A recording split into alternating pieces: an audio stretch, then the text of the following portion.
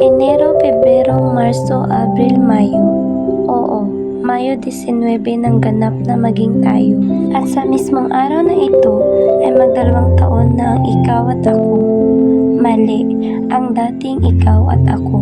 Bago ako tuluyang maanod ng emosyon sa pag-alala ng ating kahapon, kunting lingon muna sa nakaraan, kunting silip lang sa dating pinagsamahan. Aminin na natin na noon, sa piling ng isa't isa ay minsan na tayong nasaktan.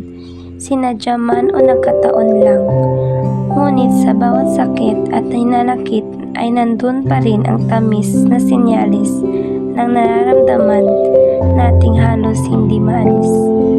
Nararamdaman na akala ko ay hindi mawawala, na akala ko hindi ka magsasawa.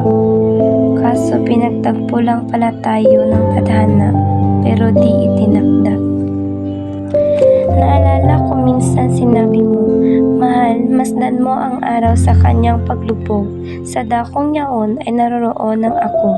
Maaaring mawala man sa ngayon, ngunit bukas pagising mo, iyong masdan sa dakong silangan. Sa gitna ng mga kabundukan, ako'y naroon na makakapiling mo sa tamang panahon. Tama, parang araw ka nga, nagsilbing liwanag ko sa bawat umaga.